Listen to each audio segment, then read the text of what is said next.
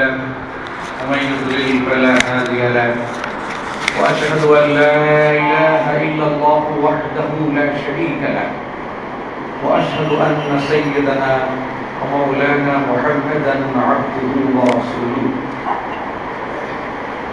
أعوذ بالله من الشيطان الرجيم. بسم الله الرحمن الرحيم. لئن شكرتم لأزيدنكم ولئن كفرتم إن عذابي لشديد. সম্মানিত হাজিরিন, আল্লাহ জাল্লা শানুহু আম্মা নওয়ালুহু আমরা শুকরিয়া আদায় করি যিনি আমাদেরকে তার ঘরে খুতবার জন্য অপেক্ষমান হওয়ার তৌফিক এনায়েত করেছেন।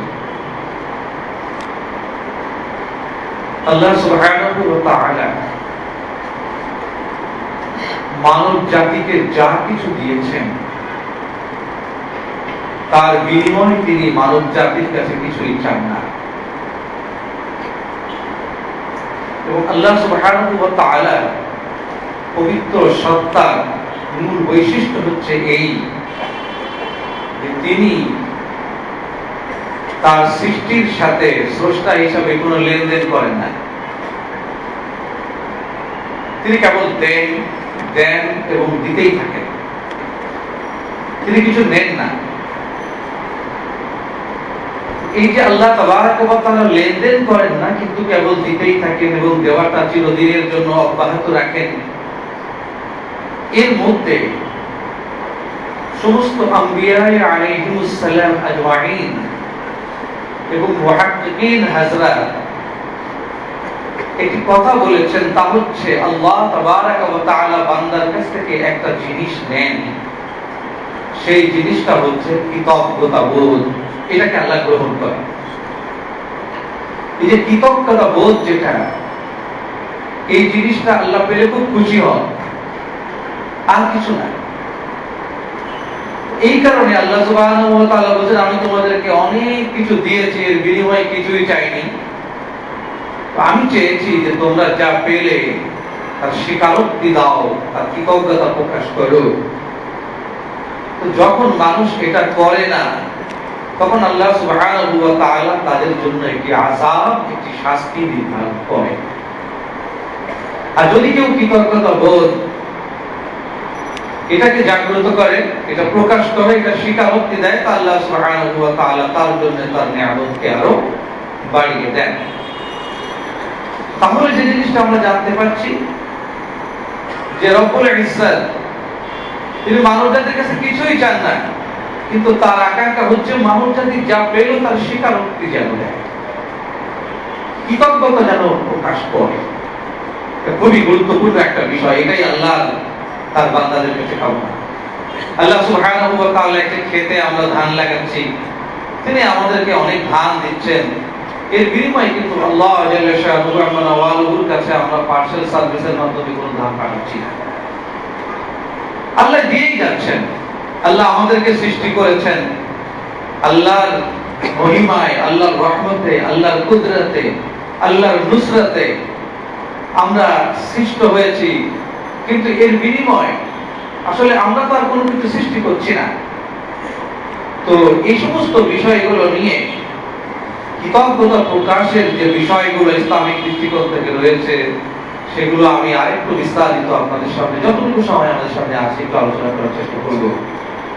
এ বিষয় আমাদের একটি বদ্ধমূল ধারণা হলো এই যে আমরা যদি মুখ দিয়ে একবার আলহামদুলিল্লাহ বা তাসবিহ দানা নেড়ে ছেড়ে 33 বার আলহামদুলিল্লাহ বলতে পারি তো আল্লাহর শুকরিয়া আদায় হয়ে গেল। বস্তুত বিষয়টা তা না। কারণ শুকরিয়ার অনেক ধরন রয়েছে। এবং হযরত মুআয ইবনে জাবাল রাদিয়াল্লাহু তাআলা আনহু তিনি ইরশাদ করছেন যে আমি আল্লাহর রাসূল সাল্লাল্লাহু আলাইহি ওয়াসাল্লামকে দাওয়াতে মুশাক্কার আদায় করতে দেখেছি। তো দাওয়াতে মুশাক্কার কি? সেটা হচ্ছে এই আল্লাহর রাসূল সাল্লাল্লাহু আলাইহি ওয়াসাল্লাম জিজ্ঞেস করলেন হযরত মুআযকে, হে মুআয, তোমাকে আমি কোথায় কর্মরত রেখেছি? বললেন যে আপনি আমাকে শিমাল ইয়ামানের গভর্নর বানিয়েছেন। আচ্ছা বলো তো, আমি তো সবসময় তোমার কাছে কোরআনের আয়াত পৌঁছাতে পারি না। যদি কোনো সিদ্ধান্ত নেওয়ার সময় তুমি কোরআনের আয়াত না পাও, তো সেক্ষেত্রে তুমি কি করবে? ইয়া রাসূলুল্লাহ, আমি আপনার হাদিসের বাণীগুলোকে পর্যবেক্ষণ করে দেখব এর থেকে আমি কোনো সিদ্ধান্তে আসতে পারি কিনা। তারপরে বললেন যে মনে করো যে কোনো হাদিসের বাণী তোমাকে সিদ্ধান্তে উপনীত হতে সহযোগিতা করলো না, তখন তুমি কি করবে? তখন হযরত মুআয ইবনে জাবাল রাদিয়াল্লাহু তাআলা আনহু বলে, ইয়া রাসূলুল্লাহ, আমি তখন আমার দৃষ্টি আল্লাহর দিকে নেব, আমি আমার দৃষ্টি আপনার হাদিসের দিকে নেব, অতঃপর আমি আমার বিবেকের দিকে তাকাবো, এবং আমার বিবেক যখন বলবে যে এই মুআয, তুমি আল্লাহ এবং তার রাসূলকে সাক্ষী রেখে এই কাজটি করো, তখন আমি সেটি করব। তখন আল্লাহ রাসূল সাল্লাল্লাহু আলাইহি ওয়াসাল্লাম তার ডান হাতের শাহাদাত আঙ্গুলে আসমানের দিকে উত্তোলন করলেন, করে তিনি বললেন, তাই আল্লাহ আপনি সাক্ষী থাকেন যে আমার মুআয সে বিবেক অন্ধ হবে না, তার বিবেককে জাগ্রত করে সে সিদ্ধান্ত গ্রহণ করবে, অর্থাৎ সে তার বিবেককে ব্যবহার করবে। কুরআনুল কারীমে এই কথাটুকু শোনার পরে আল্লাহ রাসূল সাল্লাল্লাহু আলাইহি ওয়াসাল্লাম যখন বারবার বললেন আলহামদুলিল্লাহ আলহামদুলিল্লাহ আলহামদুলিল্লাহ, আমার মুআয সে বিবেক অন্ধ হবে না, সে বিবেকের ব্যবহার করবে, সে কোরআনের ব্যবহার করবে, সে হাদিসের ব্যবহার করবে, তারপরে সে সিদ্ধান্তে উপনীত হবে। এই কাজগুলো যে সে করবে, এজন্য তিনি আল্লাহর শুকরিয়া আদায় করলেন। অতঃপর আয়াত নাযিল হলো কুরআনুল কারীম এইভাবে, কুল হুয়াল্লাযী আনশাআকুম ওয়া জাআলা লাকুমুস সামআ ওয়াল আবসারা ওয়াল আফইদাতা ক্বালীলাম মা তাশকুরুন। আল্লাহ বললেন, হে নবী আপনি বলে দিন যে আমি তাদের শ্রবণ শক্তি দিয়েছি, আমি যাদের চিন্তা শক্তি দিয়েছি, আমি যাদের দেখার ও দৃষ্টি শক্তি দিয়েছি, এবং তারা এগুলো পাওয়ার পর যখন তারা আমার শুকরিয়া আদায় করে না, তাদের সংখ্যা আসলে এই পৃথিবীতে খুব বেশি, বরং যারা শুকরিয়া আদায় করে তাদের সংখ্যা খুব কম।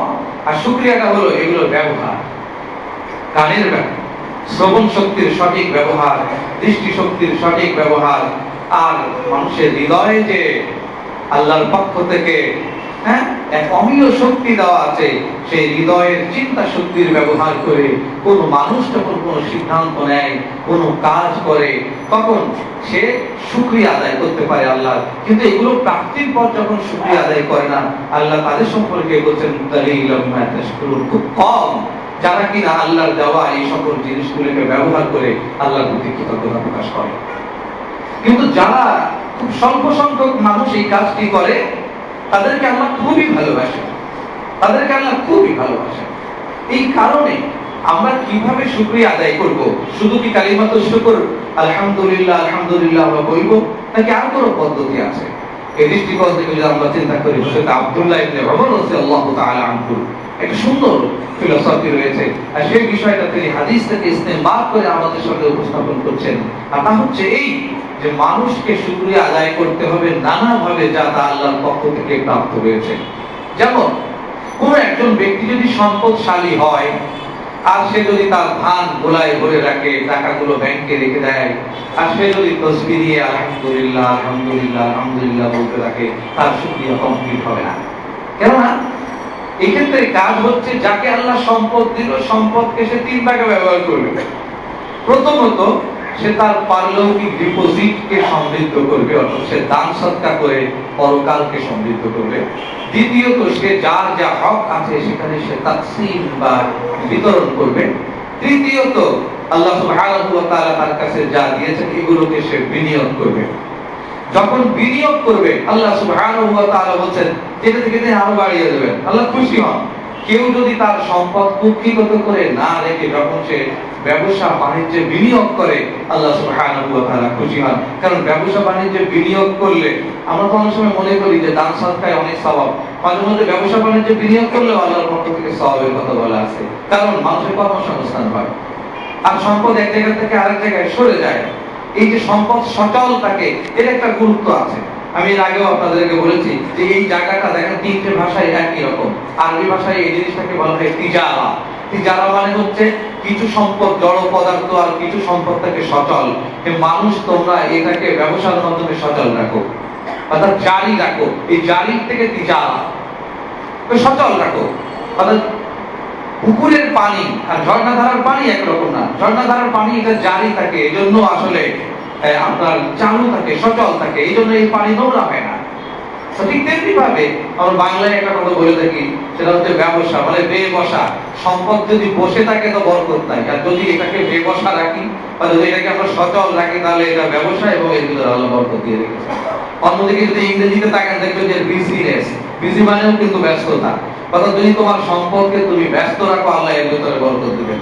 পক্ষান্তরে জমিয়ে রাখা সম্পদ থেকে কেবলমাত্র তার লভ্যাংশ বা উদ্বৃত্ত বা তথাকথিত সুদ যারা খেতে চায়, ওরাই যারা ব্যবসা করতে জানে না অথচ কেবলমাত্র হতাশা ব্যক্ত করে, তারাই কিন্তু সুদ সবচেয়ে বেশি খায়।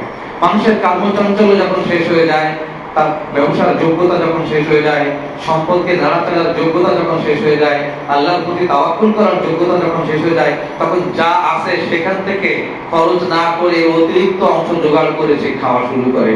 এবং এটা কিন্তু হতাশাবাদীদের অন্যতম একটা কাজ। এই জন্যে আমরা যেটা বলতে চাচ্ছি যে আমরা যদি সম্পদের শুকরিয়াকে আদায় করতে চাই, তো সম্পদকে তিন ভাগে ভাগ করতে হবে। এক হচ্ছে দান ও সাদাকা করা, দুই হচ্ছে যাদের হক তাদের ভিতরে বিতরণ করা, তিন নাম্বার হচ্ছে আসলে এটি বিনিয়োগ করা। এই কাজগুলো যদি আমরা করি তা আল্লাহ আমাদের যে সম্পদ দিয়েছেন সেই সম্পদের শুকরিয়া আদায় হবে। আর এই কাজগুলো করার সময়, করার পর যদি আমরা আমাদের মৌখিক শুকরিয়া আদায় করি, আলহামদুলিল্লাহ আল্লাহ আমাকে সম্পদ দিয়ে যে দায়িত্ব দিয়েছিলেন আমি সেটি আদায় করেছি, তখন কিন্তু এটি বলা যায়। কিন্তু সম্পদের জায়গায় সম্পদ রেখে আর এক ব্যবসার জায়গায় ব্যবসা রেখে, এটাকে কুক্ষিগত করে রেখে, এটা ব্যাংকে রেখে, এটা গোলায় রেখে লম্বা একটা তাসবিহ নিয়ে শুধু আলহামদুলিল্লাহ আলহামদুলিল্লাহ আলহামদুলিল্লাহ বললাম, তো মৌখিক শুকরিয়া আদায় হলো কিন্তু সম্পদের ব্যবহারিক শুকরিয়া কিন্তু আদায় হলো না। এটা আমাদের খেয়াল রাখতে হবে। তাহলে কালিমাতুত তাশাক্কুরের বহুবিধ ব্যবহার নিয়ে যে খুতবা দিচ্ছি তার অন্যতম এই যে একটা বিষয়। অন্যদিকে যে বিষয়টা হচ্ছে যে আমাদেরকে কাউকে যদি আল্লাহ মেধা দেন, আমাদের কাউকে যদি আল্লাহ সন্তান দেন, আমাদের কাউকে যদি আল্লাহ ঈমান দেন, তো এই জিনিসগুলোকেও আমরা যদি অচল করে রাখি তাহলে এই সম্পর্কে কিন্তু কড়া ওয়াইদ আছে, কড়া ওয়াইদ আছে।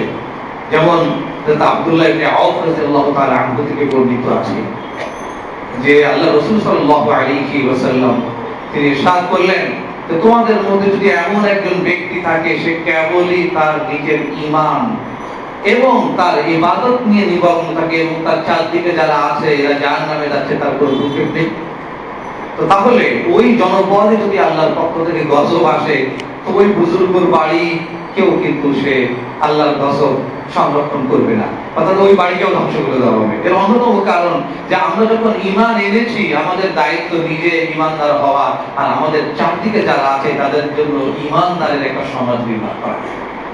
এই ঈমানদারের সমাজ যদি আমরা নির্মাণ করতে না পারি তাহলে নিজের ঈমান নিয়ে বেশি দূর এগোতে পারবো না। এর আগে আমি আপনাদের উদাহরণ সহ আরো বলেছিলাম যে আগরবাতি মাথায় আগুন থাকে, মশার কয়েলে আগুন থাকে, বিড়ি সিগারেটের মাথায় আগুন থাকে, আবার মোমবাতির কাছে আগুন থাকে, মশালে আগুন থাকে। তো মোমবাতি আর মশালের কাছে যে আগুন থাকে সে আগুনে কেবল তারাই নিজেরা জ্বলে না, চারদিক আলোকিত করে। পক্ষান্তরে মশার কয়েল অথবা যদি দেখি আমরা এই যে আগরবাতি এগুলোর মাথায় যে আগুন থাকে জানান দেয় যে আমি আগুন, কিন্তু সে চারদিকে আলোকিত করে না।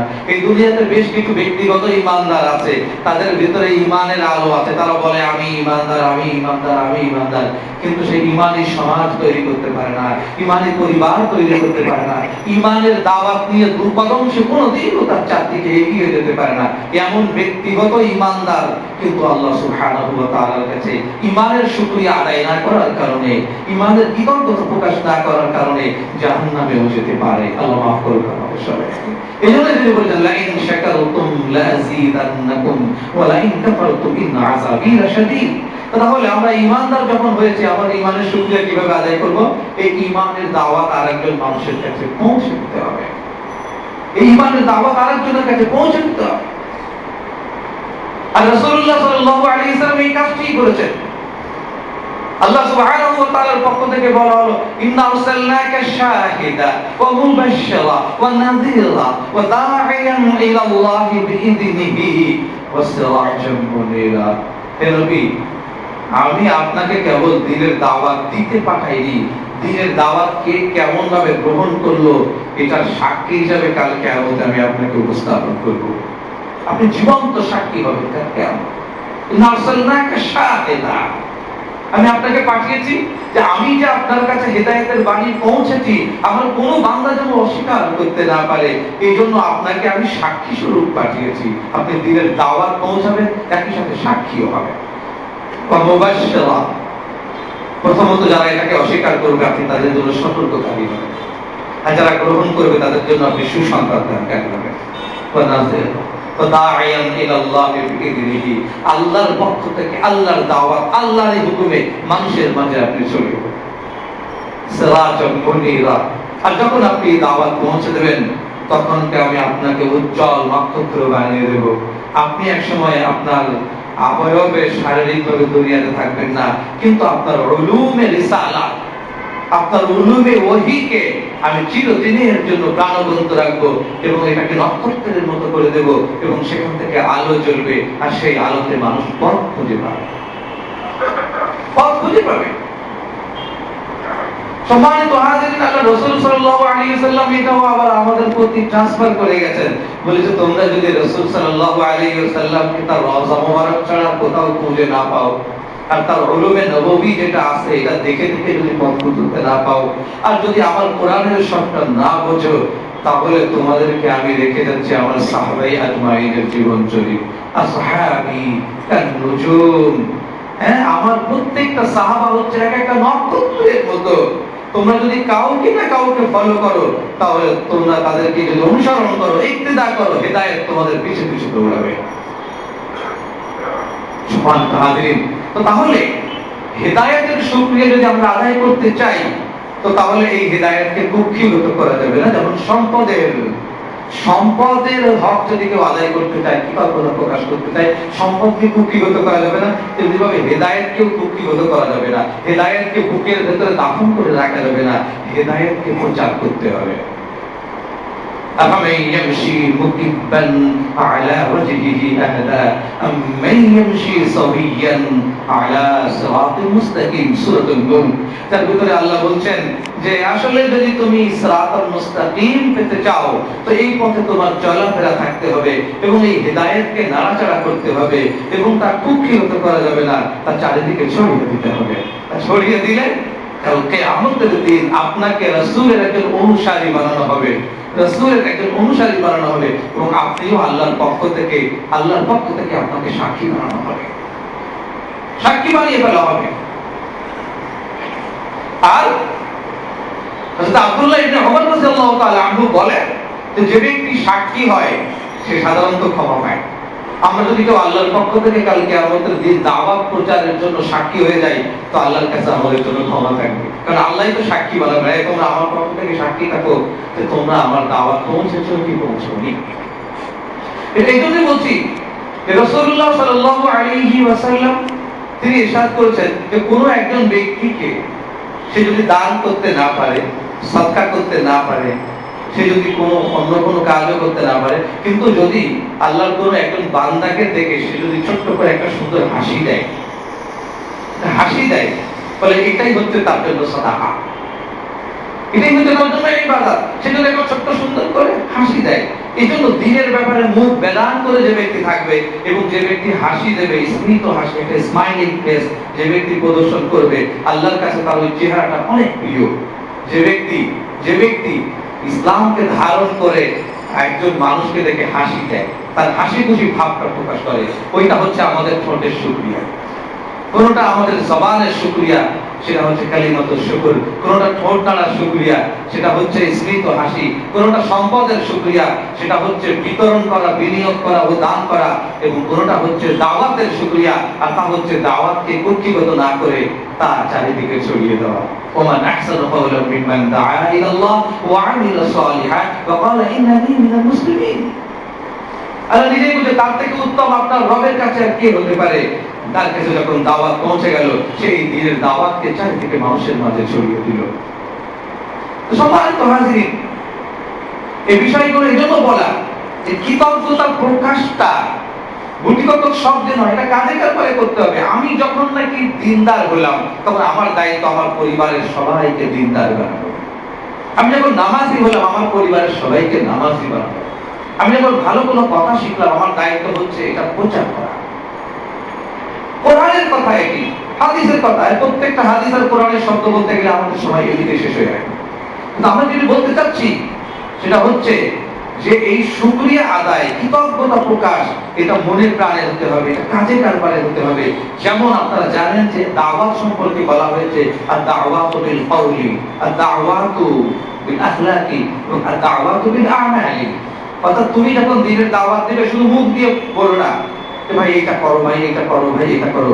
যখন তুমি দ্বীনের দাওয়াত দিবে, তখন তুমি আখলাক দিয়ে দাওয়াত দাও। ভালো চরিত্র যদি তোমার ভেতরে থাকে, তুমি একটা ইসলামের রোল মডেল, ইসলামের একটা আইডল হয়ে উঠবে তুমি। যদি তোমার যদি চরিত্রটা ভালো হয়, আর চরিত্র যদি খারাপ হয়, আর এদিক থেকে যদি বড় দিনদার হয়, তো সেখান থেকে তো আসলে সত্যিকার অর্থে কি বলবো আমরা, আসলে যদি একটা ব্লোয়ার থাকে এক জায়গাতে, এই ব্লোয়ারটা যদি হয় দাওয়াতের মাধ্যম, আর যদি ব্লোয়ারের ঠিক পেছন দিকে দুর্গন্ধ থাকে, তো ব্লোয়ারটা কি ছড়াবে? কি ছড়াবে? আর যদি ব্লোয়ারের ঠিক পেছন দিকে খুশবু থাকে, তো ব্লোয়ার কি ছড়াবে? খুশবু ছড়াবে। আমরা যখন দায়ী হব, তো আমাদের আখলাক যদি ভালো হয়, তো আমরা যখন দ্বীনের দাওয়াত দেবো, এটা মানুষের গ্রহণযোগ্য হবে। আর আমাদের যদি চরিত্র খারাপ হয়, আর যদি আমরা দ্বীনের দাওয়াত দিই, তো আমাদের চরিত্রের মধ্য দিয়ে খুব ভালো কিছু যাবে না। এটাই গুরুত্বপূর্ণ। তবে কৃতজ্ঞতা প্রকাশের যে কাজগুলি রয়েছে, অর্থাৎ আমি যেটা বলছিলাম, দাওয়াত দেওয়ার ক্ষেত্রে আমাদের দাওয়াত দিতে হবে কিছু কাজের মাধ্যমে, কিছু মৌখিক ভাবে, আর আখলাকের মাধ্যমে। এই তিনটা মাধ্যম হচ্ছে দ্বীনের দাওয়াত দেওয়ার সম্মানিত হাজিরিন। তো এই কাজগুলো আমাদের কি করতে হবে এবং শুকরিয়া আদায় করতে হবে। শুকরিয়া আদায়টা আমরা ভুলে গেছি। আর সন্তানেরা এখন একটা মা একটা বাবা তাদের জন্য খাবার জোগাড় করে চেয়ারে বসিয়ে বলছে বাবা খাও, মা খাও। ছেলে খেতেই চাচ্ছে না, মেয়ে খেতেই চাচ্ছে না, অন্যদিকে ফিরে তাকাচ্ছে। যে মা খাবার খাওয়াচ্ছে, একজন মা আমাকে বলেছেন, হুজুর আপনি তো লম্বা লম্বা ওয়াজ করলেন সন্তানদের সম্পর্কে কি করবো, কিন্তু একজন আমাদের সব আগে কষ্ট ছিল কি জানেন, আমাদের পিতা মাতারা আমাদের জন্য খাবার জোগাড় করে এনে সামনে দিতেন। খাবার জোগাড় করাটা ছিল পিতা মাতার জন্য সবচেয়ে কষ্টকর কাজ। আর এখন আল্লাহ আমাদের এত সম্পদ দিয়েছে, সবচেয়ে কষ্টের কাজ হচ্ছে যে সন্তানকে যখন খাওয়াতে বসি, তার চেহারার দিকে তাকানো হয় না। যখন খাওয়াতে যাই, সন্তানের চেয়ে অসুখী পৃথিবী তার কেউ নাই।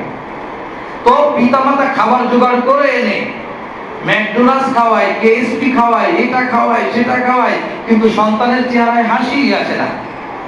কিন্তু সমাজে ইদানিং এক ধরনের ডিজিটাল কৃতজ্ঞতা চলে এসেছে।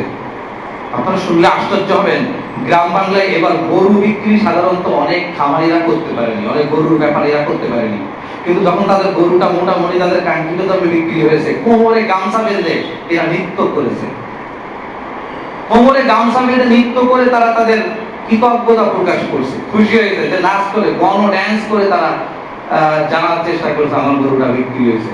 এটা এসছে আমাদের ডিজিটাল কৃতজ্ঞতা আছে না এক ধরনের।